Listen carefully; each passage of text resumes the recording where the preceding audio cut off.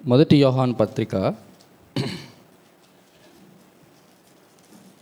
ఆఖరి అధ్యాయము ఆఖరి వచనం.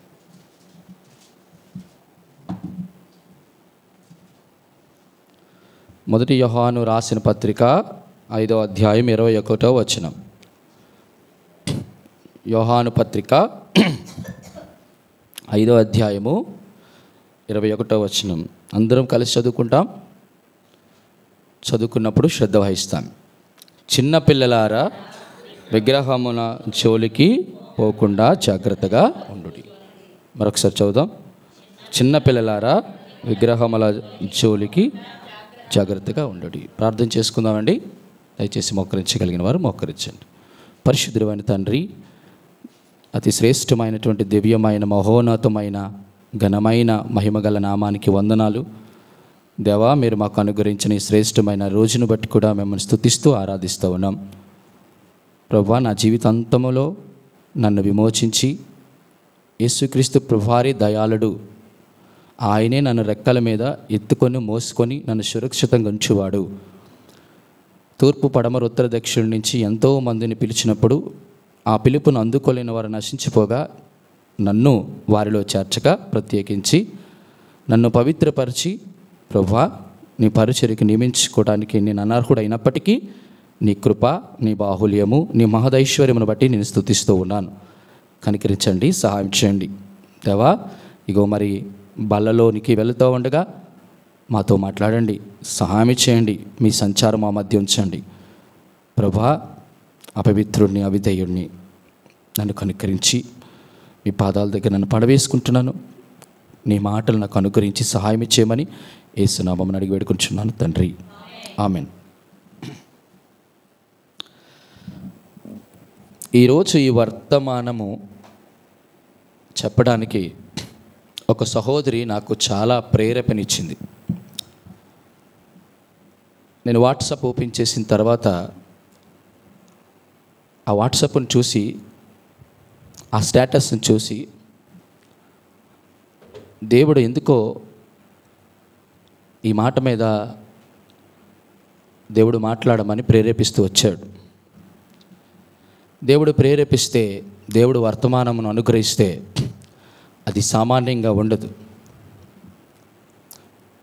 దేవుడు తన మాటని అగ్నిలా వాడుకుంటాడు, సుత్తిలాగా వాడుకుంటాడు, తేనెలా వాడుకుంటాడు, వెలుగులాగా వాడుకుంటాడు, ఖడ్గమలాగా వాడుకుంటాడు. ఒక్కొక్కరిని ఒక్కొక్క విధంగా వాక్యము సంధింపజేసి, స్పందింపజేసి, సరిచేసి సరిదిద్దుతుంది అనడంలో ఎటువంటి అనుమానం లేదు. నిజంగా నాకు చాలా ఆ మాట లేకపోతే ఆ స్టేటస్ చూసినప్పుడు దేవుడు అద్భుతమైన వర్తమానం హృదయంలో నాకు నేను తెలుసుకొని ఆ వర్తమానం సిద్ధపరుస్తున్నప్పుడు చాలా సంతోషం అనిపించింది. ఎస్, ఈరోజు దేవుని మందిరానికి ఈరోజు ఈ వర్తమానం ఇది అవసరమై ఉందేమో అనిపించింది. నేను చెప్తున్నప్పుడు దయచేసి ఈ మాటల ద్వారా ఎవరు గాయపడినప్పటికీ కూడా, దేవా, ఈ మాటలు నాతోనే మాట్లాడావు, ఏమో ఈ విషయంలో నేను సరిగ్గా లేనేమో, నేను సరి చేసుకొని సరిదిద్దుకొని నీ కొరకు సిద్ధపడతాను ప్రభా అనేటువంటి వారు అందరూ ఒకసారి బిగ్గరగా ఆమెన్ అని చెప్తారా? ఆమెన్. చిన్నపిల్లలారా, విగ్రహముల జోలికి పోకుండా జాగ్రత్తగా చూచుకొనుడి. ఈ మాట మీద బైబిల్ స్టడీ అనేకసార్లు చెప్పి ఉండొచ్చు, కానీ ఇది చాలా వినూత్నమైన విభిన్నమైన కోణంలో ఈరోజు నేర్చుకోబోతున్నాం. బాగా ఆలోచన చేయండి, ప్రతి మాటని పట్టుకోండి. నేను 3 విషయాల మీద ఈ మాటని నేను తీసుకొని ముగించడానికి ప్రయత్నం చేస్తాను. ఇక్కడ చిన్నపిల్లలారా, విగ్రహముల జోలికి పోకుండా జాగ్రత్తగా ఉండుడి. జాగ్రత్త దేవుడు చెప్తున్నాడంటే మీరు బాగా గమనించండి. విగ్రహముల జోలికి చెప్పండి పోకుండా అంటే దాని అర్థం ఏంటంటే, చాలామంది అనుకుంటారు విగ్రహాలంటే నిర్జీవమైనవి. విగ్రహాలు నిర్జీవమైనవేనా? ఇది అక్షరరూపంగా తీసుకోవద్దు. అలంకార రూపంగా కూడా తీసుకోవద్దు, ఆత్మానుసారంగా తీసుకుందాం. విగ్రహాలు, ఇక్కడ 3 విషయాలు మీకు జ్ఞాపకం చేస్తాను. ఎవరికి విగ్రహాలట? ఎవరట? చిన్నపిల్లలారా. చిన్నపిల్లలారా అంటే ఎవరో తెలుసండి? చూడండి, 1 యోహాను రాసినటువంటి పత్రిక 2వ అధ్యాయం 1వ వచనం. నా చిన్నపిల్లలారా, మీరు పాపము చేయకుండుటకై. చాలు. ఇప్పుడు చిన్నపిల్లలంటే ఎవరంటే?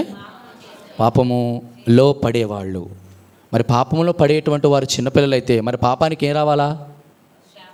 పాపానికి ఏం రావాలి? క్షమాపణ రావాలి కదా.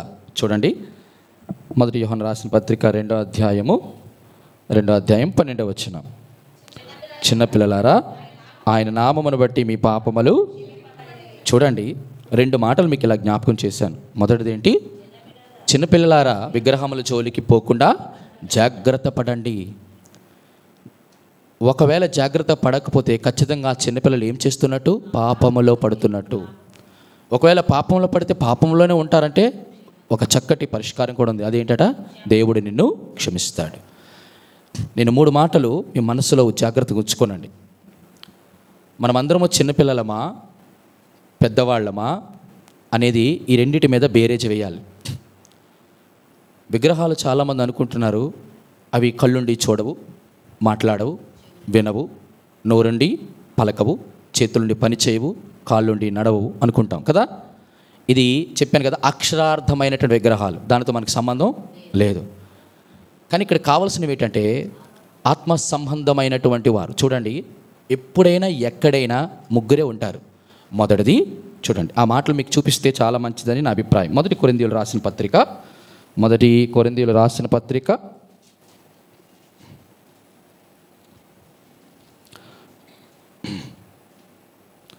1 కొరింథీయులు రాసిన పత్రిక 2వ అధ్యాయము 14వ వచనము. ప్రకృతి సంబంధి అయిన మనుషుడు. చాలు. 2వ అధ్యాయం 15వ వచనం. ఆత్మ సంబంధమైన వాడు. 3వ అధ్యాయము 2వ వచనములో 3వ లైన్. శరీర సంబంధులై ఉండుట వలన. ఎంతమంది అండి? ప్రకృతి సంబంధులు, ఆత్మ సంబంధులు. ఈ ప్రపంచంలో మందిరములో ఈ ముగ్గురు ఉంటారు. మొదటిది ప్రకృతి సంబంధాలు అంటే దేవుని మందిరం కాలకి వస్తారు, వాళ్ళు వెళ్ళిపోతారు, వాళ్ళ వల్ల ఏ ప్రాబ్లం ఉండదు మందిరానికి. రెండవది ఆత్మ సంబంధాలు, ఇంకా తిరిగే లేదు, వారు విశ్వాసులు, పరిశుద్ధులు, దేవుని పరిచర్యలో ఉన్నటువంటి వారు. కానీ విషయం ఏంటంటే శరీర సంబంధులు. ఈ శరీర సంబంధాల వల్ల అన్ని ప్రాబ్లమ్స్ వస్తాయి. బాగా గమనించండి, సంఘములో ఎంతమంది ఉన్నారు? ప్రకృతి సంబంధులు, ఆత్మ సంబంధులు, శరీర సంబంధులు. ఎవరు చిన్నపిల్లలు అంటే బాగా గమనించండి, వారు పాపములో పడిపోతుంటారు. పాపములో పడడం అంటే అర్థం ఏంటో తెలుసా? వారు ఎరిగి పాపంలో పడతారు, అది బాధ. ప్రకృతి సంబంధం వాళ్ళు ఎప్పుడు పాపంలో ఉంటారు, వాళ్ళ గురించి ప్రాబ్లమే లేదు. ఆత్మ సంబంధాలు పాపంలో పడకుండా జాగ్రత్త పడుతుంటారు. కానీ శరీర సంబంధులు వాళ్ళు ఇప్పుడు కూడా వారి కొరకు చెప్తున్నారు, వారు చిన్నపిల్లలు. వారు క్రీస్తు యొక్క బోధలో కానీ క్రీస్తు యొక్క వాక్యంలో కానీ పరిపక్వత చెందిన వారు కాదు. చిన్నపిల్లలంటే ఎప్పటికీ కూడా మాంసమును భుజించలేని వారు, అంటే బలమైన ఆహారాన్ని తీసుకోలేని వారు. చిన్నపిల్లలంటే ఎప్పుడు కూడా పాలుతోనూ తేనెతోనూ పెరుగుతోనూ వారు పెంచబడుతున్నవారు. ఈరోజు అంటున్నారు చిన్నపిల్లలుగా మనం ఉంటే జాగ్రత్త, మీరు విగ్రహాల జోలికి వెళ్ళొద్దు. నేను 3 మాటలు చెప్తున్నాను కదా, మీరు విగ్రహాల జోలికి పోకుండా ఉండడం. ఈ మాటలో ఒక 3 సందర్భాలు మీకు జ్ఞాపకం చేస్తాను. ఏంటంటే వినండి, నా వైపు చూస్తూ వినండి. మొదటిది, అసలు విగ్రహాలు ఒకవేళ నిర్జీవం అయితే అవి మనల్ని ఏమీ చేయవు, దాని విషయంలో మనకు అవసరం లేదు. కానీ ఇక్కడ ఏంటో తెలుసా, విగ్రహాలు కొన్ని బ్రతికి ఉన్నటువంటివి ఉన్నాయంట. ఏంటట? విగ్రహాలు ఎక్కడైనా బ్రతుకుతాయా తమ్ముడా? విగ్రహాలు అనేటువంటివి ఎక్కడైనా బ్రతుకుతాయా? అరే అన్న, మీకేం పిచ్చిపట్టిందా? విగ్రహం అంటేనే మనుషుడు చేయబడినవి కదా, అవి ఎప్పుడైనా ఏంటి చెప్పండి, జీవం కలిగి ఉంటాయా? జీవం కలిగి ఉండవా? నేను చూపిస్తాను. చూడండి, కొలస్సీలు రాసిన పత్రిక 3వ అధ్యాయము 5వ వచనం. భూమి మీద నవయములను అనగా జారత్వము, అపవిత్రత, కామాతురతను, ఇక్కడ నా ఉద్దేశం అంటే ధనాపేక్షను పక్కన పెట్టేద్దాం. ఇక్కడ నా టాపిక్, నేను చెప్పదలుచుకున్న అంశం ధనాపేక్ష అది కాదు. ఇక్కడ ఏమైనది? ఆ ధనాపేక్షను తీసి చదవండి. విగ్రహారాధనను అయిన అంటే అర్థం ఏంటి? చంపి వేయండి అంటే అర్థం ఏంటి చెప్పండి? అది లెక్క. అమ్మ, మీకు అర్థమైంది. నేను చెప్పదలుచుకున్న ఆ విషయం మీకు అర్థమైంది. అంటే ఈ విగ్రహాలట బ్రతికి ఉంటాయట. ఈ బ్రతికి ఉంటే ఖచ్చితంగా గమనించండి, చిన్నపిల్లారా, మీరు విగ్రహముల జోలికి మీరు విషయం ఏంటో తెలుసా? అవి మనము జోలికి వెళ్ళకుండానే మనం వాటి జోలికి వెళ్తున్నామంటే ఆ విగ్రహాలు చచ్చాయని అర్థం. వాటి జోలికి వెళ్తాం. కానీ విచిత్రం ఏంటో తెలుసా? ఈ విగ్రహాలు చచ్చినవి కావు, బ్రతికున్నవి, జీవం కలిగినవి. ఇవేటట? అవట మొదటిది ఈ యొక్క ఆత్మ సంబంధమైన మనుషులు పాడు చేయడం కొరకు ఏమైతే తెలుసా? అవి జీవం కలిగి మనుషులు ప్రవేశిస్తాయి. మొదటిది ఏంటట? అంటే విగ్రహాలు ఎలా ప్రవేశిస్తాయి? మొదటి ప్రశ్న రాసుకోనండి, చాలా మంచిది. విగ్రహాలు మనిషిలోకి, మీకు చాలామంది విచిత్రంగా ఉంటాయి విగ్రహాలు ప్రవేశించడం అంటే. నేను చెప్తాను ఎవరిలోకి? ప్రకృతి సంబంధమైన వాళ్ళకి కాదు, శరీర సంబంధమైన వాళ్ళకి కాదు, ఆత్మ సంబంధమైన వాళ్ళకి. ఏంటట? శరీర సంబంధాలు పాపాలు చేస్తారు, ప్రకృతి సంబంధాలు పాపంలోనే ఉంటారు. కానీ ఆత్మ సంబంధమైన వాళ్ళకి కూడా డేంజర్ ఉంది. ఒకటి గమనించండి, అర్థమైంది? మొదటిది డిఫ్యూజన్ అంటే ప్రవేశిస్తాయి. రెండోది తెలుసా? ఎప్పుడైతే విగ్రహాలు ప్రవేశిస్తాయో ప్రవేశించిన ప్రతి ప్రవేశం వెనక ఒక ప్రమాదం ఉంటుంది. బాగా గమనించండి. విగ్రహాలు ఎలా ప్రవేశిస్తాయి? మొదటిది ప్రవేశించిన తర్వాత ఆత్మ సంబంధమైన వాడికి చాలా ప్రమాదాలు గురి చేస్తాయి. ఇప్పుడు విషయం ఏంటి తెలుసా? ప్రవేశం బాగుంది, ప్రమాదాలు బాగుంది. మరి ప్రమాదం వచ్చిన దానికి మనం ఏం చేయాలా?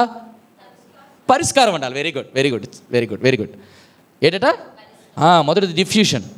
రెండోదేట నేనేం చెప్పాను? ప్రమాదం, డేంజర్ వస్తుంది.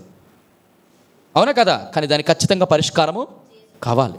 పరిష్కారం లేకపోతే ఈరోజు ఈ విగ్రహాలు చాలా చాలా ప్రాబ్లమ్స్ వస్తాయి. సరే, నేను ముందు ఎలా ప్రవేశిస్తే చెప్పాలా, లేకపోతే దాని ప్రమాదాలు చెప్పాలా, లేకపోతే దాని పరిష్కారాలు చెప్పాలా? పరిష్కారం తెలుసుకుందామా? ముందు మీకు పరిష్కారం చెప్పేస్తాను ముందు. ఆ తర్వాత దాని ప్రవేశం ఎలాగో చెప్తే ఆ తర్వాత దాని ప్రమాదాలు, అప్పుడు మన వర్తమానం ముగించుకుంటాం. నాకు ఇచ్చిన సమయాన్ని నేను త్వరగా ముగిస్తాను. మీకు అర్థమవుతుంది చెప్పిన మాట? రైట్. 3 విషయాలు. మొదటిది ఎలాగట? మొదటి పరిష్కారం. ఎలా పరిష్కరిస్తారో చూస్తాం. ఈ మాటలను చెప్తాను. చిన్నపిల్లలారా చెప్పండి. విగ్రహముల జోలికి పోకుండా జాగ్రత్తగా ఉండాలి. మొదటి పరిష్కారం ఏంటట? జాగ్రత్తగా ఉండడం అంటే 2 రకాలు. మొదటిది ఏమండి? మనం ఎప్పుడైనా జాగ్రత్తగా ఎప్పుడు ఉంటాం చెప్పండి? ఎప్పుడైనా మనం జాగ్రత్తగా ఉండడం. మొదటిది ప్రమాదం వస్తుంది, అపాయం వస్తుంది, జాగ్రత్తగా ఉంటాం. కానీ విచిత్రం తెలుసా? మనం అన్నిటికంటే చాలా జాగ్రత్తగా ఉండేటువంటి పరిస్థితి ఏదంటే, దొంగ ఎవడైనా ఇంటికి వచ్చాడు అనుకోండి, ఏం చేస్తాం? జాగ్రత్తగా ఉండడం అంటే అర్థం ఏంటి చెప్పండి? ఇప్పుడు తాళాలు, ఇంకా చెప్పండి బ్రదర్, మెలకుగా ఉంటాం. ఇంకా అన్నిటికంటే ముఖ్యంగా కనిపెట్టుకొని ఉంటాం. చాలా జాగ్రత్తగా. ఆడు ఎప్పుడు వస్తాడా, ఇప్పుడు వాడికి వెళ్తాను. మీరు తాళాలు వేయండి, ఏదైనా వాడికి వ్యవహారాలని ఆడు చేసుకొని వెళ్ళిపోతాడు. ఆ విషయం ఏం కాదు. విషయం ఏంటి? లోపల బంగారం ఉంది, వాడు తీసుకెళ్ళిపోతాడేమో అని చాలా జాగ్రత్తగా కనిపెట్టుకొని ఉండడం. ఏమండి? మొదటిదేటి? పరిష్కారము. విగ్రహాలు మన లోనికి రాకుండా ఉండడానికి మనం ఎప్పుడు కనిపెట్టుకొని ఉండడం అంటే అర్థం ఏంటి చెప్పాలిగా? ఎప్పుడూ మెలకుగా ఉండి ప్రార్థన చేయాలి. నెంబర్ 1. నెంబర్ 2 ఏంటో తెలుసా? నేను చాలా త్వరగా వెళ్ళిపోతాను, ఎందుకంటే అసలైన వ్యవహారం ఉంది. రెండోది ఏంటి? మొదటిది విగ్రహాలు జోలికి పోకుండా జాగ్రత్తగా ఉండడానికి మొదటిది అయితే, రెండోది ఏంటంటే విగ్రహారాధనను చంపి, రెండోది ఏంటో తెలుసా? దానిని ఎట్టి పరిస్థితులు కూడా బ్రతకనివ్వకూడదు. అర్థమవుతుంది నేను చెప్పిన మాట? మొదటిది ఏం చెప్పాను? కనిపెట్టుకొని ఉండాలి. రెండోది చంపేయాలంటే ఏం కావాలా? మొదటిది ప్రార్థన అయితే, రెండోది దేవుని ప్రభు యొక్క వాక్యముతో చంపడమే. 2 అయిపోయినా? మూడో మాట ఏంటి? చాలా అద్భుతమైన మాట చూడండి. చంపివేయుడి అనేటువంటి వచనం చూపించాను కదా. కొలస్సీలు 3:2 చెప్పాను. రైట్. కొలస్సీలు ఇప్పుడు ఒక మాట, 1 కొరింథీయులు రాసిన పత్రిక, 1 కొరింథీయులు. ఇది చాలా కష్టమండి, కానీ ఎంతమంది చేయగలుగుతారో. 1 కొరింథీయులు రాసిన పత్రిక 5వ అధ్యాయము 11వ వచనం. 1 కొరింథీయులు రాసిన పత్రిక 5వ అధ్యాయం 11వ వచనం. ఇప్పుడైతే సహోదరు అనబడిన వాడు ఎవడైనా, ఎవరన్నా సహోదరుడు బ్రాకెట్లో సహోదరి అయిన వాడు ఎవరు? సహోదరుడు అంటే ఎవరు? యేసుక్రీస్తు రక్తంలో కడగబడిన నీవు నేను మనమందరం కూడా సహోదరులము, బయట వాళ్ళు కాదు. బాగా గమనించండి. నీ పొరుగు వారిని, వాడు పొరుగువాడు, బయటవాడు. కానీ సహోదరుడు యేసుక్రీస్తు రక్తంలో కడగబడిన నీవు నేను సహోదరుడు ఆలు కాదు. అర్థమవుతుందా మీకు చెప్పిన మాట? వింటున్నారు అందరూ?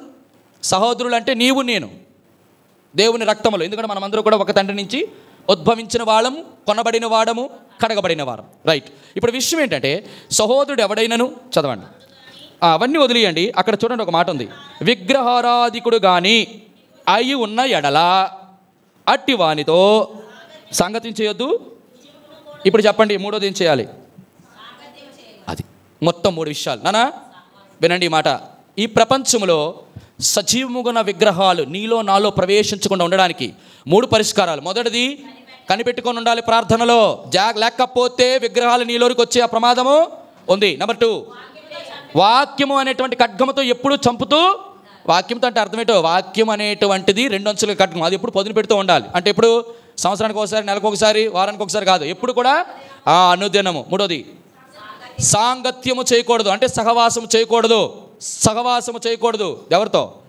విగ్రహారాధన. వాడు సహోదరుడు అయినప్పటికీ కూడా, మీకు అర్థం నేను చెప్పినమాట, వాడిలో విగ్రహాలు ఉన్నాయి నేను చెప్తాను. అందుకే అన్న సహవాసం చేయకూడదు అంటే మరి వాళ్ళు ఏం విగ్రహాలు ఉన్నాయో తెలియాలి కదా.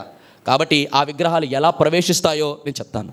అవి విగ్రహాలు. నా 3 విషయాలు. మొదటి మాట ఏంటమ్మా? ఈరోజు నీ జీవితంలో, నా జీవితంలో దేవుడు ఇస్తున్నటువంటి చాలా జాగ్రత్త. చిన్నపిల్లలారా, ఆత్మ సంబంధులుగా ఉన్నటువంటి వారులారా, మీరు, నేను, మనమందరం తెలుసుకోవలసినటువంటి, నేర్చుకోవాల్సిన, బుద్ధి తెచ్చుకోవాల్సిన విషయాలు. విగ్రహాలు నీలో ప్రవేశించేటువంటి ప్రమాదం ఉంది, జాగ్రత్త. కానీ పెట్టకపోతే, చంపకపోతే, సహవాసం చేయకపోతే, సహవాసం చేస్తే ఖచ్చితంగా విగ్రహాలు నీలోనికి ప్రవేశిస్తాయి. ఒక్కసారి ప్రవేశిస్తే జాగ్రత్త, చాలా ప్రమాదాలు గురైపోతాయి. ఇంతకీ ఎలా ప్రవేశిస్తాయి? ఎలాగా? 7 ఉన్నాయి. సమయాన్ని బట్టి 3 లేక 4 చెప్తాను. ప్రమాదాలు కనీసం 3 చెప్పి నేను ముగిస్తాను. అయిపోయింది. 3 పరిష్కారాలు చెప్పాను, 3 చెప్తాను. రైట్. మొదటిది నిర్గమకాండం 32వ అధ్యాయం. నిర్గమకాండం 32వ అధ్యాయం. నిర్గమకాండం 32వ అధ్యాయం మొదటి వచనం చదివి పెట్టండి.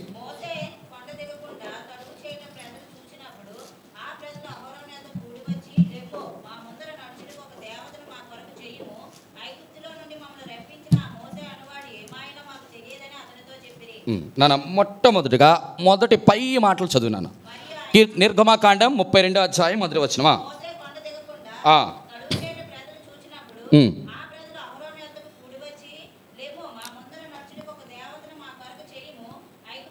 దేవతను చేయము. రైట్, అంతేనా? విగ్రహం ఎందుకు చేయమన్నాడు? ఎవరు చేయమన్నారు ఈ మాటలు? ఇజ్రాయేలు ప్రజలు. ఇజ్రాయేలు ప్రజలు అంటే ఎవరు? ఇక్కడ బాగా గమనించండి. విమోచింపబడిన వారు. ఎక్కడికి వచ్చారు? అరణ్యంలోకి వచ్చారు. విమోచింపబడిన వారు ఎక్కడ? ఐగుప్తు నుంచి. దేవుడు నిన్ను కూడా, నన్ను కూడా ఐగుప్తు అనేటువంటి లోకం నుంచి విమోచించాడు. రైట్. గొర్రెపిల్ల రక్తం ద్వారా మనల్ని విమోచించాడు, కడిగాడు. రైట్. మనల్ని కొనుక్కున్నాడు. ఇక్కడికి వచ్చాం. ఎక్కడ? అరణ్యం. అది అరణ్యముల లోక సంఘము ఇది. ఇప్పుడు బాగా గమనించండి. ఏం చేశాడట? మోషే కొండ దిగడము తడువ. ఎందుకు తడువు చేశాడు? మోషే తడువు చేశాడా? వెరీ వెరీ గుడ్, వెరీ బాగా ఆలోచించండి. మొట్టమొదటిది గమనించవలసింది ప్రియ సహోదరుడా, సహోదరి, ఆత్మ సంబంధమైనటువంటి జీవితంలో కొనసాగుతున్న నా జీవితంలో విగ్రహం మొట్టమొదటిగా ప్రవేశించడానికి తొలిమెట్టు కారణం ఏంటో తెలుసా? దేవుడు ప్రతిసారి కూడా తడువు చేస్తాడు. అంటే గాడ్ ఆల్వేస్ వెయిట్. బాగా గమనించండి. పరిశుద్ధాత్మ ప్రేరణతో చెప్తున్న మాటలు ఇవి. దేవుడు తన సేవకులని తడువు చేస్తాడు. అంటే ఇక్కడ సేవకుడు మోషే కింద పక్కన పెడితే దేవుడే మోషేని తడువు చేసేటట్టుగా, అంటే వెయిటింగ్ అనేది ఎవరికి సంబంధించింది? దేవుడు నీకు నాకు తడువు చేస్తాడు. ఇప్పుడు తడువు చేయడం అంటే నేను చెప్తాను, బాగా గమనించండి. కొండ మీద ఎవరున్నారు? మోషే ఉన్నాడు, దేవునితో ఉన్నాడు. కింద ఎవరున్నారు? ఇశ్రాయేలు ప్రజలు, అహరోనులు, వీళ్ళందరూ ఉన్నారు. వీళ్ళు ఏం చేస్తున్నారు? అయ్యా నేను కొండ మీదకి వెళ్తున్నాను, నేను వచ్చేంత వరకు మీరు కూడా ఉండండి చెప్పడా లేదా? 24వ అధ్యాయం నిర్గమకాండం. సో అవన్నీ చెప్పడానికి సమయం లేదు. ఇప్పుడు వ్యవహారం ఏంటంటే, పైకి వెళ్ళినటువంటి మోషే జీవితంలో తడువు చేస్తున్నాడు. ఈరోజు చాలామంది విశ్వాసులుగా, ఆత్మ సంబంధమైనటువంటి మనం కూడా బాగా గమనించండి. దేవుడు ఒక మాట చెప్తాడు, ఏంటో తెలుసా? వెయిట్ చేయండి. కానీ విచిత్రం ఏంటో తెలుసా? మన జీవితంలో వెయిటింగ్ అనేది ఎప్పుడు మనం వెయిట్ చేస్తామంటే, ఒక ఆత్మ సంబంధమైన వెయిటింగ్ అనేటువంటి ప్రాబ్లం ఎక్కడ వస్తుందంటే ప్రేయర్లోనే వస్తుంది. ఉదాహరణకి గమనించండి, ఎప్పుడు ప్రేయర్ చేస్తాం? ఒక సమస్య ఉంది, ఒక సమస్య ఉంది మన జీవితంలో, ఒక పెద్ద ప్రాబ్లం ఉంది, ఒక పెద్ద పెయిన్ ఉంది. అది అనారోగ్యం కావచ్చు, ఆర్థిక ఇబ్బందులు కావచ్చు, ఏదైనా కావచ్చు కాక. కానీ విచిత్రం ఏంటో తెలుసా? ఆ దేవుడికి మనం ప్రార్థన చేస్తూ ఉంటాం, కానీ దేవుడు 3 చేయడు. వెయిటింగ్లో 3 ఉంటాయి. బాగా గమనించాను. మొదటిది ఏడు తెలుసా? ప్రార్థన చేసినప్పుడు దేవుడు చేసేవి, మనం చేసినవి కావు. సంవత్సరాలు ప్రార్థన చేస్తాం, కానీ మొదటిది దేవుడు స్పందించడు. 2, దేవుడు సమాధానం ఇవ్వడు. 3, దేవుడు సహాయం చేయడు. మీరు బాగా గమనించండి, ఇక్కడ జరిగింది అదే. మోషేను తడువు చేస్తున్నాడు. ఎందుకు? ఇంకా దేవునితో ఉండాల్సినటువంటి మాటలు, దేవునితో అక్కడ ప్రార్థన అవుతుంది. ఇక్కడ కూడా వెయిటింగ్ చేస్తున్నారు ఇజ్రాయెల్ ప్రజలు. ఎవరి కోసం వెయిట్ చేయాలా? దైవజనుడు చెప్పిన మాటని ఆధారం చేసుకొని విని, అయ్యా మోషే వెళ్ళాడు, 40 రోజుల క్రితం వెళ్ళాడు, ఇగో రేపు ఎల్లుండి వస్తా అన్నాడు. ఎప్పుడు వస్తానని చెప్పాడా? దేవుడు ఎప్పుడు కూడా చెప్పడు. కానీ విచిత్రం ఏంటో తెలుసా? నీ నా దేవుడు సేవించే దేవుడు, ఆత్మ సంబంధమైనటువంటి జీవితంలో కొనసాగుతున్న నీ నా జీవితంలో విమోచింపబడిన వారు ఈ మాటలు ఇలా పలుకుతారు. ఏంటో తెలుసా? నా దేవుడు నేను చేసిన ప్రార్థన ఖచ్చితంగా ఒకరోజు స్పందిస్తాడు, ఒకరోజు నాకు సమాధానం ఇస్తాడు, ఒకరోజు నాకు సహాయం చేస్తున్నాడు. విచిత్రం ఏంటో తెలుసా? ఎప్పుడైతే ఆత్మ సంబంధమైనటువంటి వారు మనము చేసినటువంటి ప్రార్థనలకి దేవుడు స్పందించలేకపోగా, దేవుడు సమాధానం ఇవ్వకపోగా, దేవుడు సహాయం చేయకపోగా, మానవులైనటువంటి మనము, అనగా ఆత్మ సంబంధమైన మనము ఏం చేస్తామో తెలుసా? మానవుల యొక్క స్పందన కోసం వెళ్తాం, మానవుల యొక్క సమాధానం కోసం వెతుకుతాం, మానవుల యొక్క సహకారం కోసం అడుగుతాం. పోయింది మొదటిది. ఈ విగ్రహము ఏం జ్ఞాపకం చేస్తుందో తెలుసా? బాగా గమనించండి. ఆ మొట్టమొదటి మాట మొదటి వచనంలో చదవండి. మోషే కొండ దిగకుండా కూడి వచ్చినప్పుడు లెమ్ము ముందు నడుచుటకు దేవతను, అదిగో విగ్రహము అక్కడ ప్రవేశిస్తుంది. ఎందుకో తెలుసా? దేవుని ఆలస్యాన్ని నువ్వు తెలుసుకోలేనప్పుడు. మొదటి విగ్రహం నీళ్ళు ఎలా ప్రవేశించింది? దేవుని యొక్క ఆలస్యము నీవు తెలుసుకోలేనప్పుడు. దేవుడు చాలా రోజులు నీ ఆలస్యం వెనుక నేను చెప్తాను అద్భుతమైన ఆశీర్వాదం ఉంది బిడ్డలారా. విగ్రహాన్ని లోపలికి తీసుకొని రావద్దు. ఎవరిక్కడ విగ్రహం? మనుషులే. మొదటిది ప్రార్థన లేట్ అయితే చాలు, మనుషుల యొక్క సమాధానం, మనుషుల యొక్క స్పందన, మనుషుల యొక్క సహకారం. ఈరోజు నీ బిడ్డ కొరకు నువ్వు ప్రార్థన చేస్తున్నావు, పెళ్లి కాలేదని, అనారోగ్యం చాలా రోజుల నుంచి దోబూచులాడుతుంది, నీ ఒంటిలో స్వస్థత లేదు. అయ్యా సేవకులు ప్రార్థన చేస్తున్నారు, విశ్వాసులు ప్రార్థన చేస్తున్నారు, సంఘం ప్రార్థన చేస్తుంది, ఎంతోమంది సేవకులు, అయ్యా నాకు ఆరోగ్యం బాగోలేదు, కొంచెం ప్రార్థన చేయండి అయ్యా. అయ్యా నా ఇంట్లో ఎదుగొచ్చిన ఆడపిల్ల ఉంది, వయసు పైబడిపోతుంది, పెళ్లి కాలేదయ్యా, అయ్యా ప్రార్థన చేయండి అయ్యా. అయ్యా దేవుడు దేవుడి యొక్క సమాధానం, దేవుని యొక్క సహకారం మనం అనేకసార్లు పొందుకొని కూడా కొన్నిసార్లు దేవుడు వెయిట్ చేయిస్తున్నాడు. ఎందుకో తెలుసా? ఆయన తగిన కాలంలో స్పందించే దేవుడు, తగిన కాలంలో నీకు సమాధానం ఇచ్చే దేవుడు, తగిన కాలంలో నీకు సహాయం ఇచ్చే దేవుడు కాదా? పొందుకొనే కదా ఇప్పటి వరకు ఆరాధన చేసావు, మరి ఎందుకు ఆయన స్పందన కోసం వెయిట్ చేయడంలా? అంటే విషయం ఏంటో తెలుసా? దేవుడు స్పందించలేకపోవడానికి, దేవుడు సమాధానం ఇవ్వకపోవడానికి, దేవుడు నీకు నాకు సహాయం చేయడానికి కారణం ఒకటే. ఆయన ఆలస్యం వెనుక ఎంతో అద్భుతమైన ఆశీర్వాదం ఉంది, ఆదరణ ఉంది. అది నేను గ్రహించకపోతే విగ్రహము మనుషుడై కూర్చుంటాడు. నీకు అర్థమైందని చెప్పిన మాట. నీ జీవితంలో నా జీవితం మనుషుల విగ్రహాలుగా చేసుకుంటున్నామా? మనుషుల స్పందన కోసం వెయిట్ చేస్తున్నామా? మనుషుల యొక్క సమాధానం కొరకు, అయ్యా సహాయం కొరకు వెయిట్ చేస్తున్నామా? ఎట్టి పరిస్థితులు చేయొద్దు. దేవుడు చేయనివ్వడు, అది అవసరం లేదు నీకు నాకు. విగ్రహం మొట్టమొదటిగా దేవుని ఆలస్యాన్ని నువ్వు కనిపెట్టకపోతే, తెలుసుకోకపోతే విగ్రహము మనిషి రూపంలో నీలోకి ప్రవేశించడానికి ఆస్కారం ఉంది. మొదటిది. రెండవది రండి, నిర్గమకాండం 32వ అధ్యాయము 1వ వచనం చదవండి.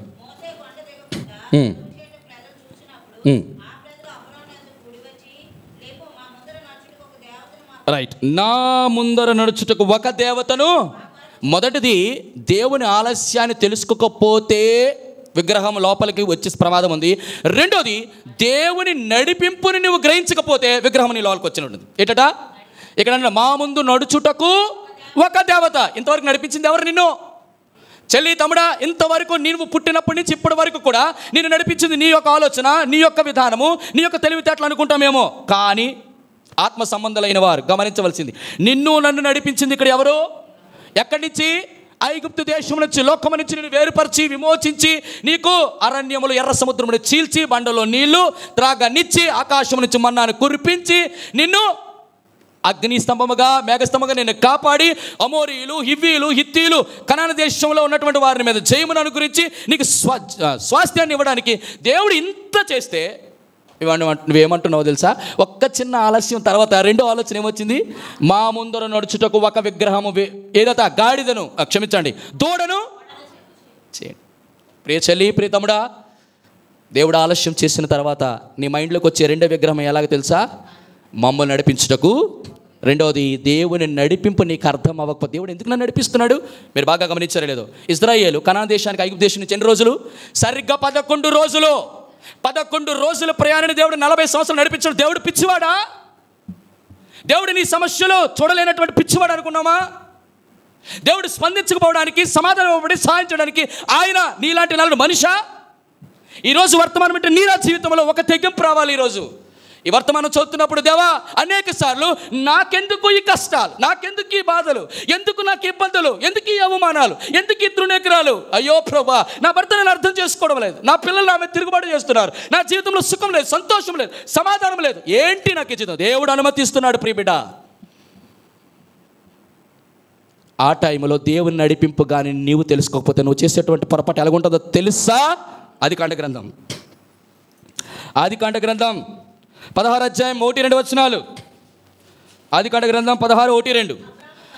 అబ్రహాము భార్య అయినా కనలేదు, ఆమెకు హాగరు అను ఐగుప్తురాలైన దాసి ఉండెను.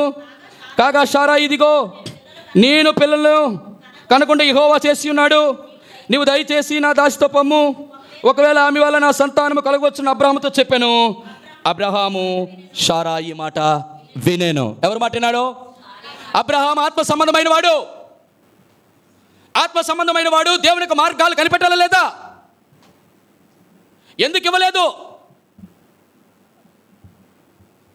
దానికి పైగా దేవుడి మీద సొనుగు. ఎవరు? భార్య కదా.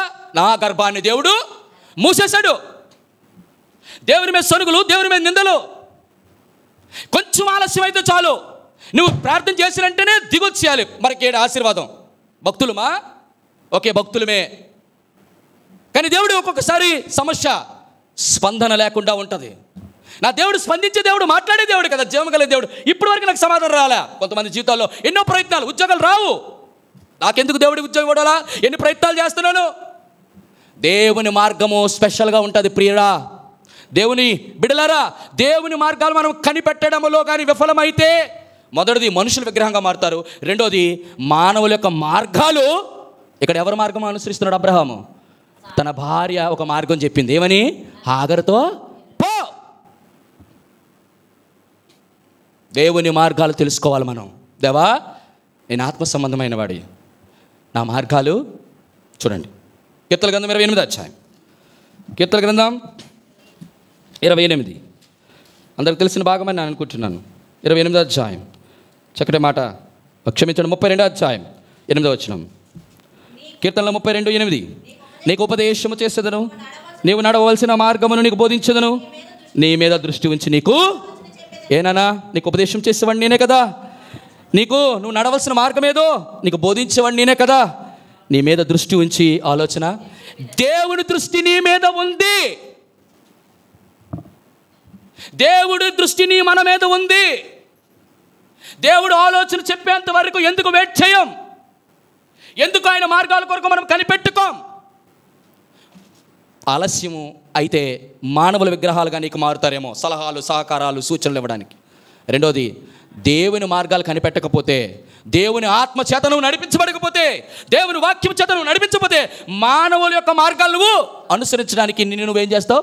సమర్పించుకుంటావు. అది కాదు బ్రదర్, దేవుడు ఇంకా మన మార్గాలు చూసుకోవాలి బ్రదర్. ఏమైందో తెలుసా? దేవుడు స్పందిద్దామనుకున్న టైంలో, అబ్రాహాముకి శారాకి గర్భము తెరుద్దామనుకున్న టైంలో 1 సంవత్సరం 2 సంవత్సరాల్లో గర్భం తెరచాల్సినటువంటి దేవుడు 25 సంవత్సరాలు పట్టింది. నీ ప్రార్థన ఆలస్యం వెనకతల నీ యొక్క ఏముంది?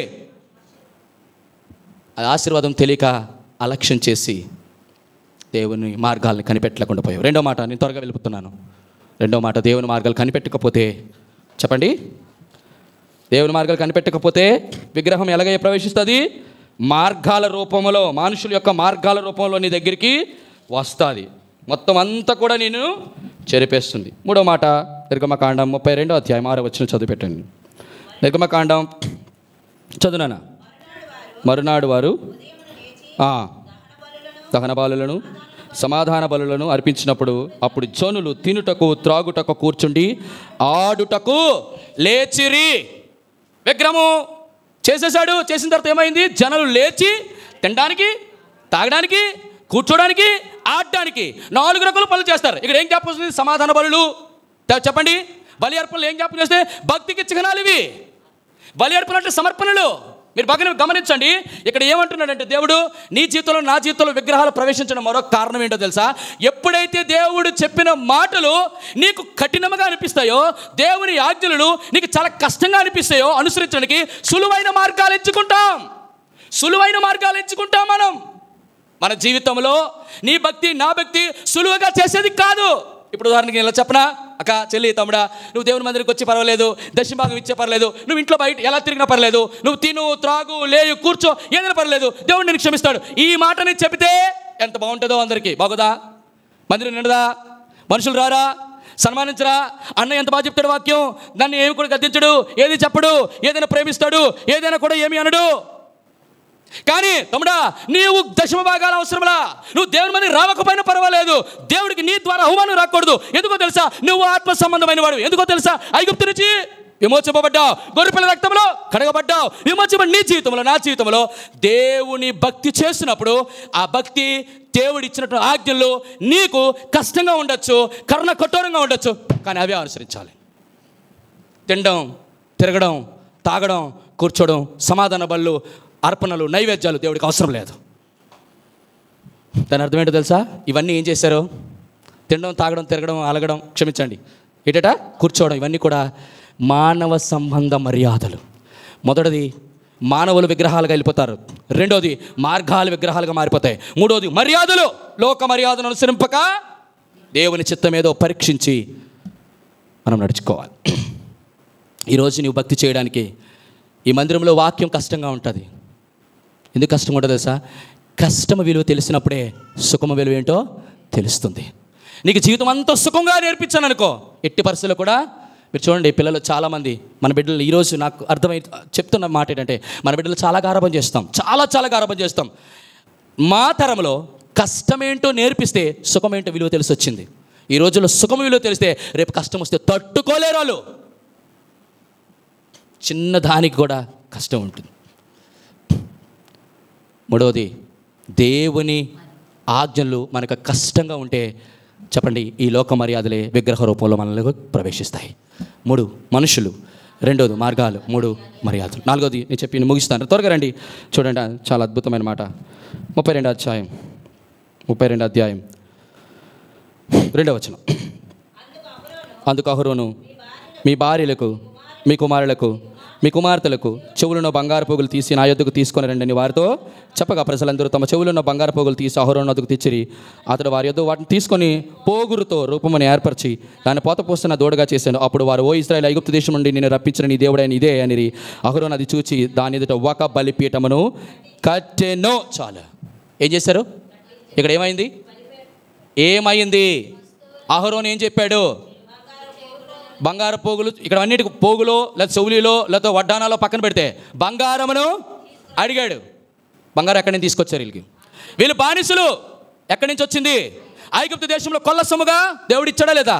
కానీ దేవుడు ఈ బంగారాన్ని దేనికి వాడాడు? ఫస్ట్ 32వ అధ్యాయం రాకమునిపే 27వ అధ్యాయంలో ఏమన్నాడు? ప్రత్యక్ష గుడారము కట్టుటకు నాకు బంగారం కావాలి, వెండి కావాలి, వెలగల రాళ్ళు కావాలి, కర్ర కావాలి, దూలాలు కావాలి, ఏం కావాలి, ఇంకా చాలా విషయాలు కావాలి. ఎందుకు? ప్రత్యక్ష గుడారం, ప్రాకారాలు కట్టాలి, దీపస్తంభం చేయాలి, అవునా కదా? ఇత్తడి కావాలి, వెండి కావాలి, ఇనుము కావాలి, ఇవన్నీ కావాలి. ఇవన్నీ ఎక్కడ? ఐగుప్తు దేశం నుంచే దేవుడు అనుగ్రహించాడు. కానీ బాగా గమనించండి, కానీ బంగారం అక్కడికంటే ఎక్కడ చేశారు? మొత్తం అన్ని కూడా ఒలిచేసి దూడను తయారు చేయడానికి, విగ్రహాన్ని తయారు చేయడానికి ఉపయోగించారు. ఇక్కడ అర్థం ఏంటో తెలుసా ప్రియమైన వారలారా? దేవుడు నీకు నాకు జ్ఞాపకం చేశాను. దేవుని కొరకు వాడవలసినటువంటి ఉపకరణం, దేవుడు నీకు అనుగ్రహించిన విలువైనది ఏదైనా, అది వరమే కానివ్వండి, వాక్యమే కానివ్వండి, ప్రార్థనే కానివ్వండి, విశ్వాస జీవితమే కానివ్వండి, నీ పరిచర్య కానివ్వండి, దేవునికి వాడాల్సింది వాడకుండా నీ స్వలాభం కొరకు, నీ మహిమ కొరకు, నీ వ్యక్తిగతమైన అవసరం కొరకు వాడితే అదే విగ్రహం. నీ జీవితంలో ఏమైనా వాడుతున్న వాళ్ళగా దేవుడు నీకు నాకు కనికరించి కృపావరాలు అనుగ్రహించాడు. కొంతమంది వాక్యం బాగా చెప్తే నాకంటే గొప్పగా వాక్యం చెప్పిన అతిశయం, మహిమను కోల్పోతాం. కొంత పరిచర్య బాగా చేస్తే చాలు, నాకంటే ఇంకెవరు పరిచర్య చేసిన లేడు అన్నట్టు అతిశయం. వాక్యం దేని కొరకు అమ్ముకుంటున్నావు? ఈ జీవితంలో, నా జీవితంలో ఈరోజు వాక్యము విగ్రహారాధన అయిపోయింది, సేవ విగ్రహారాధన అయిపోయింది. దేవుడిచ్చిన అందం, దేవుని కొరకు, దేని కొరకు వాడాలి అందాన్ని? ఎస్తేరు దేని కొరకు వాడింది అందాన్ని?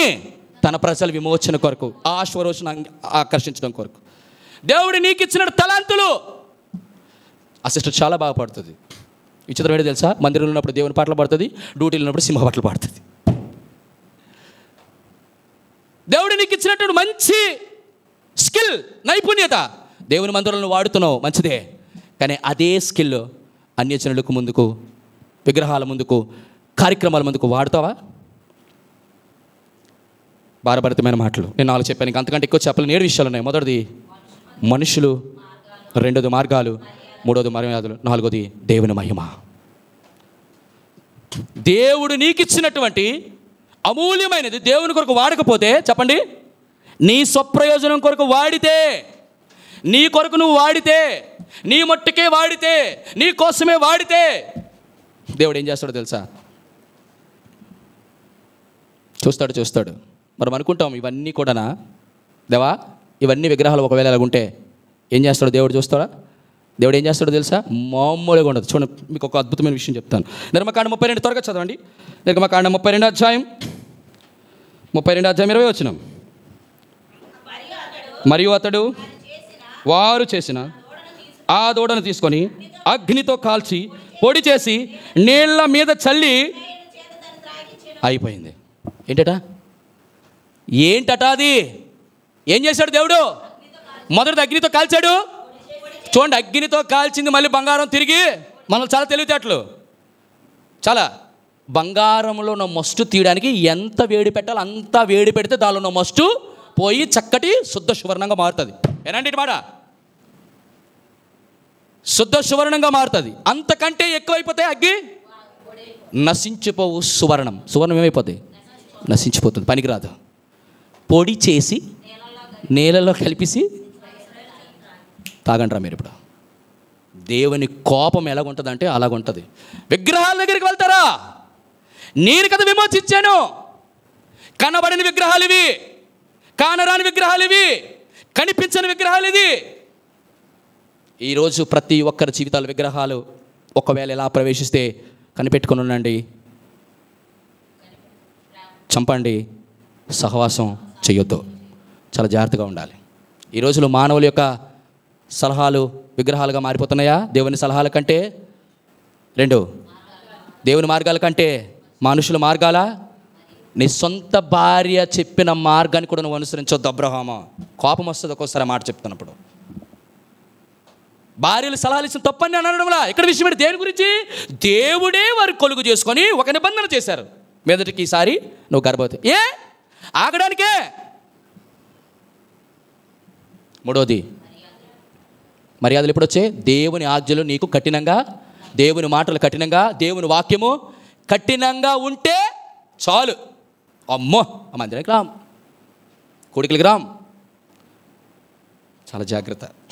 ఇది కఠినమైన వర్తమానమే, కానీ ఇది కొసమరుపు మనం సరిదిద్దుకోవడానికి. ప్రవేశాలు చెప్పాను. రెండోది పరిష్కారాలు చెప్పాలి. పరిష్కారాలు చెప్పాను, ప్రమాదాలు చెప్పి నేను ముగిస్తాను. నాలుగోది చెప్పలేదు. దేవునికి వాడవలసిన, చెప్పండి, దేవునికి వాడవలసిన బంగారం. బంగారం అంటే ఇక్కడ బంగారం కాదు. ఏంటన్నా, ఏదైతే దేవుడు విలువైనవి నీకు ఇచ్చాడో అవి దేవుని కొరకు వాడకుండా, దేవుని కొరకు వాడకుండా నువ్వు భూమిలో దాచి పెడితే ఒక రోజు వస్తాడు, పైకి తీస్తాడు, వెలుపడి చీకట్లో పరిగణ రాయాడు. ఎటువంటి వాడు అంటాడు సార్? బలా నమ్మకమైన మంచి దాసుడు అన్నాడు. ఏంటంటాడు? చెడదాసు పోరా. జాగ్రత్త. దేవుడు నీకు ఇచ్చిన తలాంతులని, దేవుడు నీకు ఇచ్చిన వరాలని, దేవుడు నీకు ఇచ్చినట్టు హస్త నిక్షేపం ద్వారా పొందుకున్న కృపావరాల్ని ఈరోజు నిర్లక్ష్యం చేయొద్దు. నీ కొరకు వాడద్దు, దేవుని కొరకు వాడండి. ఇలా విగ్రహాలు ఇలా ప్రవేశించడానికి కారణాలు అక్కడ నేను చెప్పి ముగిస్తాను. మూడోది ఏంటట? ప్రమాదం. ఎంత భయంకరమైన ప్రమాదాలంటే చూడండి, కనీసం 3 మాటలు ఇలా జ్ఞాపం చేస్తాను. ఏంటి? ఒక విగ్రహము నీలోనికి ప్రవేశిస్తే, ఈ 4 ద్వారా ప్రవేశిస్తే వచ్చే మొట్టమొదటి ప్రమాదం ఏంటో తెలుసా? చూడండి, నిర్గమకాండం 32వ అధ్యాయం 8వ వచనం. నిర్గమకాండం. నేను వారికి నియమించిన త్రోవ నుండి త్వరగా తొలగిపోయి చేసుకొని విగ్రహం చేసుకొని దానికి సాగిలపడి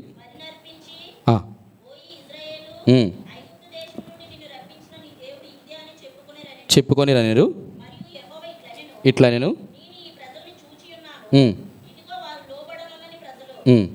క్షమించినానా. 7వ వచనం. కాగా మోషేతో యెహోవా ఇలాగా నేను ఇప్పుడు దిగివెళ్ళు. చెప్పండి. ఇప్పుడు అప్పుడు వెయిట్ చేయి. ఇప్పుడు దిగివెళ్ళు. ఇప్పుడు చేయి. ఐగుప్తు దేశము నుండి నీవు రప్పించిన నీ ప్రజల నుండి ఏం పోయారు? మతిపోయిరా. మతిపోతే పర్లేదు, మతిని బాగు చేయొచ్చు. మదిపోతే మది మార్గం, ఈ 3 చాలా ఇంపార్టెంట్. మతి అంటే ఏంటి? ఎలా మతిపోయిందా నీకు? మర్చిపోవడం దేవుడు అనుమతిస్తాడు. మది నా హృదయం అంతా నీవే. అది పోయినా పర్లేదు, మార్గములోంచి తొలిగితో తొక్క తీస్తాడు దేవుడు. కటువుగా మాట్లాడాలని ఇంకోలా అనుకోకండి. ఏంటట నీకేం చేస్తాను? నీకు ఒక మార్గం అనిపిస్తే దాని నుంచి నువ్వేమైపోయావు? చెడిపోయారు. ఆత్మ సంబంధులైనటువంటి వారు చెడిపోవడానికి మొట్టమొదటి కారణం తెలిసే ఈ 4 విగ్రహాలు నీలో 4 ప్రవేశిస్తే మొట్టమొదటి వచ్చేటటువంటి గొప్ప ప్రమాదం ఏంటంటే చెడిపోతాం. విచిత్రం చెప్పనా? చెడిపోవడం అంటే 3 చెప్తాను. ఎంత అద్భుతంగా చెడిపోతామో తెలియదు. చాలా ఈజీగా చెడిపోతాం. మొదటి చెడిపోవడానికి కారణం. తర్వాత చదువున్నాను. ఎందుకు వచ్చినాం? అయిపోయింది. ఫస్ట్ ఏటట? ఎవరు నియమించిన త్రోవ? దేవుడట. నీకు ఒక మార్గాన్ని నియమించాడట. ఆ మార్గం నుంచేటట కరెక్ట్గా చదవాలి. నాన్న మరలా చెడిపోయిన తర్వాత త్రోవ నుండి అది కావాలి. విశేషణ పూర్వపద కర్మదాయ సమాసం. త్వరగా, చాలా ఫాస్ట్. విగ్రహం నీ లోపలికి వచ్చిందంటే ఈజీగా దేవుని మార్గాల నుంచి తొలిపోతాం చాలా ఈజీగా. ఇంగ్లీష్లో చెప్పచ్చు, రథమిగ్గా బాగుంటుంది. You will change your direction. ఒరే ఏట్రా ఇలా తెల్లగా రావచ్చు? సియోను మందిరంలోకి రావాలి కదా. ఎక్కడికి వెళ్ళిపోతున్నాడు ఇప్పుడు? సియోను మందిరం కాదు, సినిమా హాల్లోకి వెళ్తాడు. చాలామంది విగ్రహాలు ఎందుకో తెలుసా? ఎందుకు తొలగిపోయారు? విగ్రహాలు ప్రవేశించాయి. విగ్రహాలు ఉంటే ఈజీగా దేవుని మార్గం. ఆడికి ఎన్ని చెప్పండి, వాడికి మదిలోకి వెళ్దు దేవుని మార్గంలో కూడా రాడాడు. ఈరోజు ప్రియ సహోదరుడా సహోదరి, నా జీవితంలో దేవుడు ఇస్తున్నటువంటి ఒక స్ట్రైట్ వార్నింగ్ ఏంటంటే, చెడిపోతే దానికి ఫస్ట్ సూచన ఏంటో తెలుసా? నువ్వు మార్గంలో త్వరగా తొలగిపోయావని అర్థం చేసుకో. ఏ మార్గాల్లో ఉన్నావు ఈరోజు? ఎటువంటి మార్గాల్లో ఉన్నావు? నీ జీవితంలో ఏ విగ్రహాలు నీలో దోబూచులాడుతున్నాయో నీకు తెలుసు. నువ్వు దేవుని మార్గంలో ఉన్నావో, మార్గం నుంచి బయటకు వచ్చావో నీకు తెలుసు. త్వరగా తొలగిపోయి. 2వ మాట చెప్పిస్తాను, తర్వాత చదవండి. చేసుకొనిరి ఇజ్రాయేలు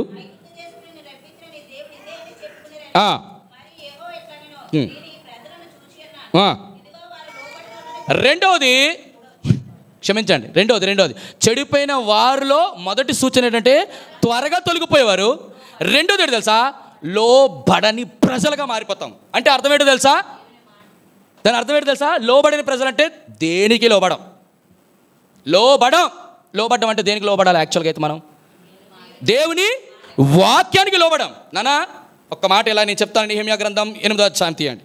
నెహెమ్యా గ్రంథం 8వ అధ్యాయము 8-9 వచనాలు చదివి పెట్టండి. నెహెమ్యా గ్రంథం 8వ అధ్యాయము 8-9 వచనాలు. ఇటువలనే వారు దేవుని గ్రంథమును స్పష్టముగా చదివి వినిపించి, చూడండి, జనులట బాగా గ్రహించి తెలుసుకున్నట్లు దానికి అర్థం చెప్పి జనులందరూ వినండి. దేవుని యొక్క వాక్యం వినట ఏడవ మొదలు పెట్టగా చాలు. ఏనన్నా దేవుని వాక్యం ఎంత బహిర్గతముగా నిన్ను నన్ను సవాలు చేసే మాటలు విసురుతుంటే హ్యాపీగా అలా కూర్చొని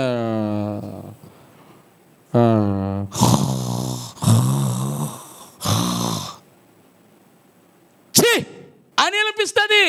ఎందుకో తెలుసా? ఆత్మ సంబంధమైన మన జీవితాల యొక్క హృదయాల్లోనికి దేవుని వాక్యము వెళ్లకుండా కఠినమైపోయావు, అందుకే లోబడలేవడం మర్చిపోయావు. ఇక్కడ ఎజ్రా ధర్మశాస్త్ర గ్రంథాన్ని విప్పి విడమర్చి వ్యాఖ్యానించి బోధిస్తుంటే ఇజ్రాయెల్ నిలబడిన వాళ్ళు ప్రతి ఒక్కరు కూడా ఏడ్చారు. నీ జీవితంలో ఏడ్చి ఎన్ని రోజులైంది?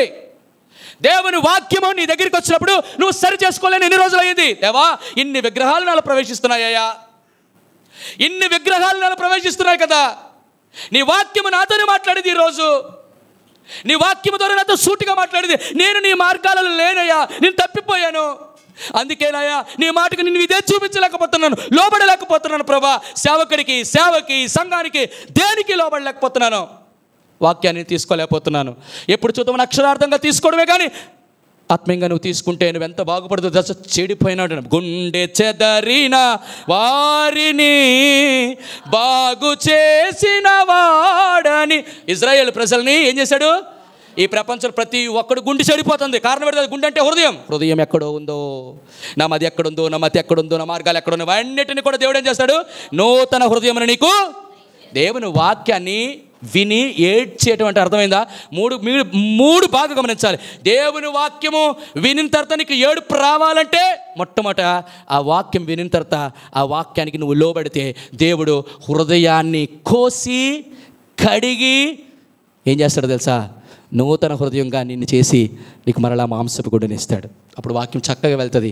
అంగీకరిస్తావు, ఆలోచిస్తావు, అర్థం చేసుకుంటావు, సరి చేసుకొని సిద్ధపడతావు. జీవితంలో మన జీవితాల్లో ఎట్టి పరిస్థితుల్లోని మార్గం నుంచి తొలగిపోయిన తర్వాత రెండో స్టెప్లో మనం యొక్క చూడండి ఎలా చెడిపోతున్నామో. మొదలు త్వరగా తొలగిపోతాం, తర్వాత అసలు దేనికి కూడా ఎవరు లోబడరు తెలుసా? ఆత్మ సంబంధమైన వారే లోబడరు. చాలా కష్టం.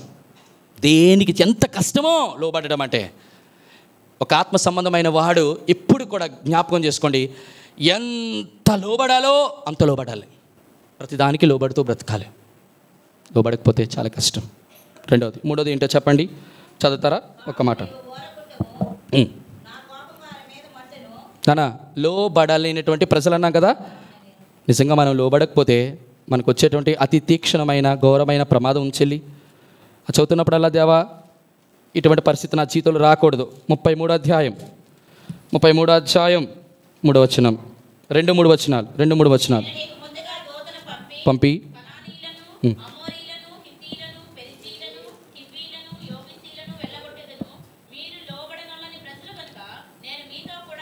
చాలు. ఏంటట? దేవుని సన్నిధిని కోల్పోతాం. దేవుడినితో రాడు. దేవుడు మనతో మాట్లాడడం మానేస్తాడు. దేవుడు సైలెంట్ అయిపోతాడు. విగ్రహాలు లోపలికి వచ్చాయనుకోండి, చాలా క్యాజువల్గా ఉంటావు నువ్వు. నీ జీవితంలో స్పందన లేకపోతే ఏమలుగా ఉంటామో తెలుసా? చాలా క్యాజువల్గా ఉంటాం మన జీవితంలో. దేనికి స్పందించం మనం.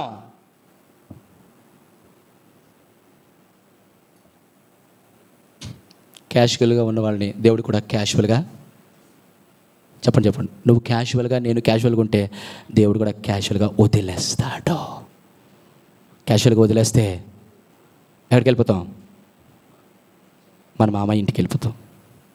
చాలా బాధ అనిపించే మాట. దేవా నేను లోబడే జీవితం నాకు దయచేయి, సరి చేసుకునే జీవితం దయచేయి ప్రభా. నీ జీవితంలో మనం లోబడలేనంత వరకు ఆ విగ్రహాలు నీలో ప్రవేశిస్తే దేవుడు నీతో రాడు. దేవుని సన్నిధిని కోల్పోతాం. మూడోది అది చూసి మనం ముగిస్తాం. చూడండి ఆ మాట తర్వాత వచ్చిన చదువునాను. ఊరుకుండము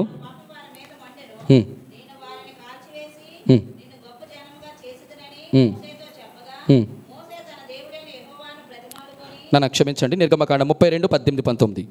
నిర్గమకాండం 32:19. అతడు కాదు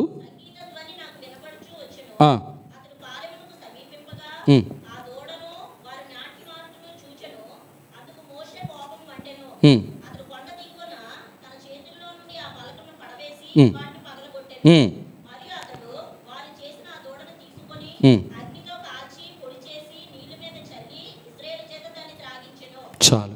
ఏమైంది నానా? ఇక్కడ మీకు అర్థమైందా ఏమైందో? దేని కొరకు వెళ్ళాడు పర్వతం మీదకి మోషే?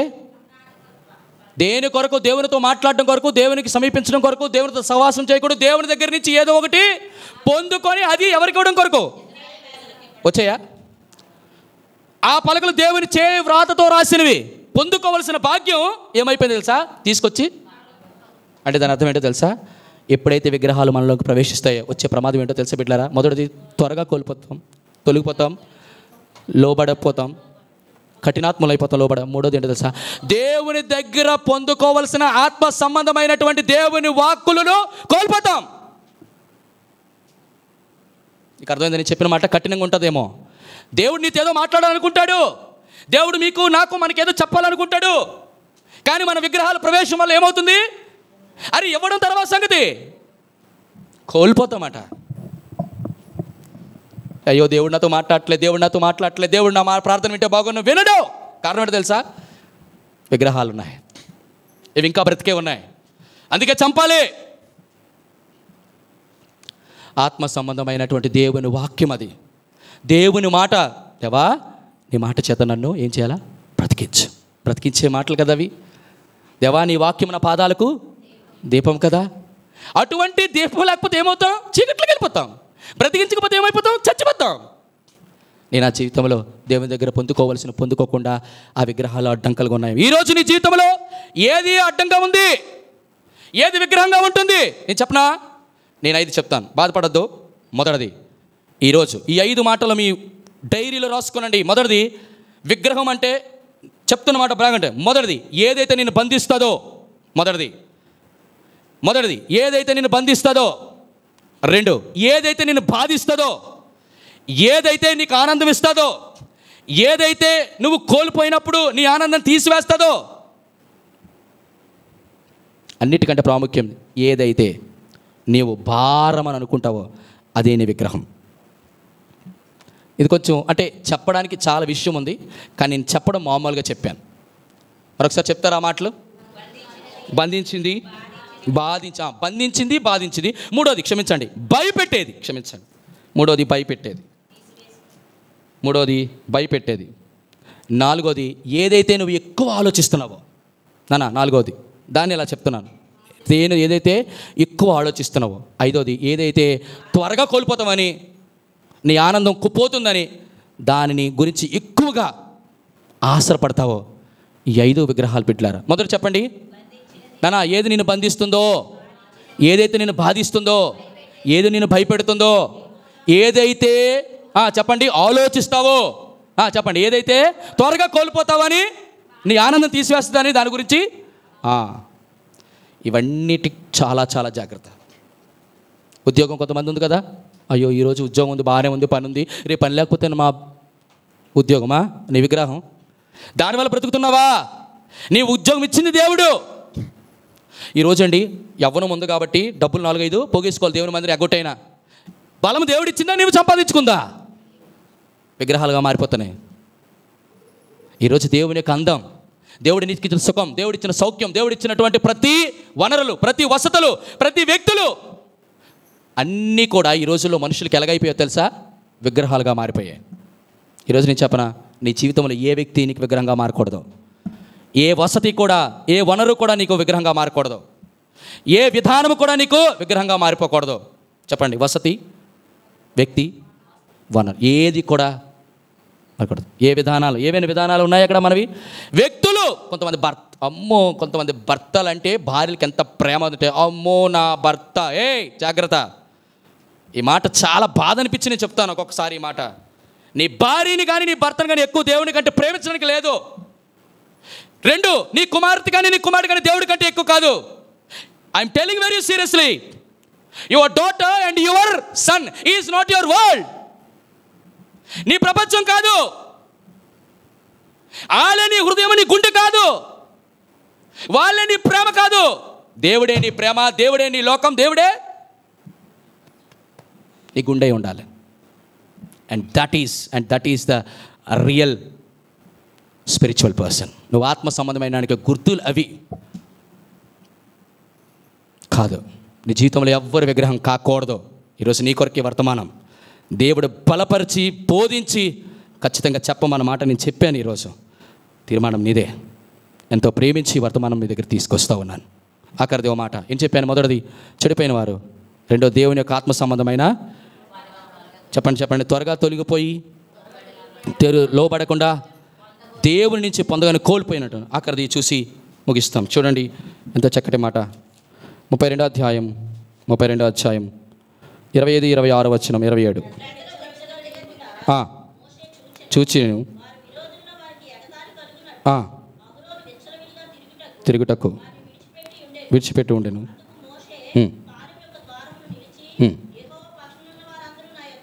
రండి.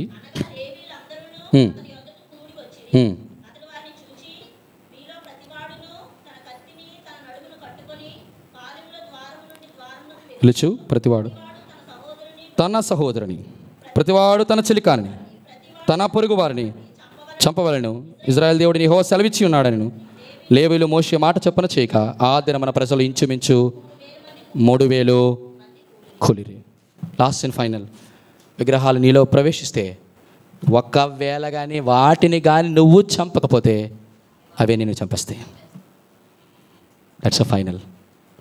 ఇందాక చెప్పాను కదా, ఏ వ్యక్తి ద్వారా అయితే నువ్వు ఈరోజు సంతోషం పడుతున్నావో ఆ వ్యక్తే నిన్ను చంపేస్తాడు. చెప్పిన మాట కొంచెం కష్టంగా ఉంది కదా. ఏ భర్తే నా దేవుడి కంటే ఎక్కువ అనుకున్నావో ఆ భర్తే ఒకరోజు నేను మాటల ద్వారా, ఆలోచన ద్వారా, మానసికంగా, ఆర్థికంగా, భౌతికంగా అన్ని రకాలుగా ఏం చేస్తాడు? వస్తాడు. ఏ అందమైతే నీకు విగ్రహంగా కూర్చుందో ఆ అందమే ఏం చేస్తుంది? నేను చంపేస్తుంది. అయ్యో ఇంత అందగత్తిని, చాలా అందగత్తి అలాగెళ్తుంది, ఏదో అయింది, మొత్తం అంతా కూడా అమ్మ ప్లాస్టిక్ సర్జరీ చేయాలి, మొత్తం అంతా మొకంతా పాడైపోయింది అని. అయ్యే రెబెకా సిస్టర్ ఇంత అందగత్తి ఏమైపోయింది? లేయాలంటే జబ్బు కలుగా అయిపోయిందా? పోయింది, మొత్తం పోయింది, మొత్తం పోద్ది. ఆ టైంలో అయ్యో ఎందుకు ఈ బ్రతుకు, అందం లేని బ్రతుకు, చచ్చితే బాగోను అనిపిస్తుంది నీకు. ఎందుకో తెలుసా? ఆ అందానికి ఏమైపోయావు నువ్వు? దాసుడు కాదు, విగ్రహం అయి కూర్చున్నావు. అందం నేను అందగా తినన్నా, అందం నేను చంపేస్తుంది, జాగ్రత్త. కోల్పోతావని భయం, బాధ ఏదైతే బంధిస్తుందో అది నేను చంపేస్తుంది. చివరికి భర్తలే కావచ్చు, భార్యలే కావచ్చు, పిల్లలే కావచ్చు, పిల్లకాయలే కావచ్చు, ప్రతి ఒక్కరూ చంపేస్తారు. కానీ విచిత్రం చెప్పనా, ఒక గొప్ప ఆశీర్వాదం. ఇన్ని చెప్పిన తర్వాత ఒక ఆశీర్వాదపు మాట కూడా నేను చెప్పాలి. చూడండి 32వ అధ్యాయం తర్వాత వచనం, ఆ మాట చూపించి నేను ముగిస్తాను. ఎలా అనగా వారిని చూచి, ఎవరిని చూచి? ఇజ్రాయేల్ చూచిన కాదు, లేవీయులను చూచి. లేవీయులు అంటే ఎవరో? చూడండి 26వ వచనం. అందుకు మోషే పాలెం యొక్క ద్వారం నిలిచి యెహోవా పక్షమనున్న వారందరూ నా యొద్దకు రండి. రండి వచ్చారా లేదా? వచ్చిన వాళ్ళు లేవీయులతో మాట్లాడుతున్నమాట. వారిని చూచి, నేడు యెహోవా మిమ్మల్ని ఆశీర్వదించినట్లు మీలో ప్రతివాడును తన కుమారుని మీద పడియే కానీ యెహోవాకు మిమ్మల్ని మీరు చేసుకొనడా. నేను ఏంటన్నా ప్రతిష్ఠిత చేసుకోవడం అంటే అర్థం ఏంటంటే వారి నుంచి బయటకు వస్తే దేవుడు మిమ్మల్ని ఆశీర్వదిస్తాడు. చెల్లి తమ్ముడా, అందుకే అన్నాను, ఏ విగ్రహాన్ని అయితే నువ్వు కనిపెట్టుకొని ఉంటావో రాకుండా, ఏ విగ్రహాన్ని అయితే నువ్వు చంపుతావో, ఏ విగ్రహారాధన కలిగిన వారితో స్నేహం చేయకుండా ఉంటావో దేవుడు నిన్ను ఏం చేస్తాడు? ఆశీర్వదించి ప్రతిష్ఠుడిగా ఎంచుతాడు. ఈ రోజు వరకు దేవుని మందిరంలో సేవ చేయడానికి వాళ్ళే అర్హులు, దేవుని సన్నిధిని అనుభవించడానికి వాళ్ళే అర్హులు. విగ్రహాలు ఎలా ప్రవేశిస్తాయి చెప్పాను, విగ్రహాలు ప్రవేశిస్తూ వచ్చే ప్రమాదాలు చెప్పాను, ఆ ప్రమాదాల నుంచి పరిష్కారాలు చెప్పాను. పరిష్కారం తర్వాత ఒకవేళ నా పరిష్కారం చేసుకోగలిగితే దేవుడు నిన్ను ఎలాగ ఆశీర్వదిస్తాడో చెప్పాను. దేవుడు నువ్వే ప్రతిష్ఠగా ఉండాలని కోరుకుంటున్నావు. ఇంకా విగ్రహాలు ఉన్నాయా? అది ఏమైనా కానివ్వండి, నిన్ను బాధించేది, నిన్ను బంధించేది, నిన్ను బలహీనపరిచేది, నిన్ను కోల్పోయేది, నిన్ను కన్నీరు కార్చేటట్టుగా చేసేది, ఎన్ని కూడా విగ్రహాలే. వాటిని విడిచిపెట్టాను. నీ జీవితంలో ఒకే ఒక్కరు ఉండాలి. ఆయన ఏమైపోవాలంటే వ్యసనం అయిపోవాలి. ఏంటట? 5 ఉండాలి. చెప్పనా? మొదటిది పర్సన్, 2 ప్లేస్, 3rd పొజిషన్, 3వది ప్రివిలేజెస్, 4వది ప్రామిసెస్. మొదటి చెప్పనా? వ్యక్తి ఎవరు? పర్సన్ ఎవరు? యేసుక్రీస్తు ప్రభువారే నీకు వ్యసనం అవ్వాలి. ఆయన విగ్రహంలో మారిపోవాలి. ఇంకా ఆయన తప్ప అయిపోయింది. 2 ప్లేస్, దేవుడికి ఇవ్వాల్సిన స్థానం ఆయనదే. 3వది దేవుడికి ఇవ్వవలసిన దేవుడు ఉన్న స్థలాన్ని నువ్వు ప్రేమించాలి. 2వది దేవుడు ఉన్నటువంటి స్థానం, ఆ స్థానాన్ని ఇంకొకరికి ఎవరికి ఇవ్వడానికి లేదు. 4వది ఏం చెప్పాను? ప్రివిలేజెస్, ఆధిక్యతలు. దేవుడి కంటే నాకు ఏది ఎక్కువ కాదు అనేటట్టుగా ఉండాలి. 5వది, ఎప్పుడు దేవుని వాగ్దానాన్ని నువ్వు నమ్మాలి, ఇంకేది కూడా నమ్మడం. అట్టి రీతిగా దేవుడు నిన్ను నన్ను మనందరిని ఆశీర్వదించినట్లు దేవుడు తన కృపను అనుగ్రహించి విగ్రహాలు ప్రవేశించకుండా, విగ్రహాలు ప్రమాదాలు పడకుండా, విగ్రహాలు చెప్పండి పరిష్కారం ద్వారా దేవుడు మనల్ని ఆశీర్వదించినట్లుగా దేవుడు కృప అనుగ్రహించును గాక. ఆమేన్. రండి.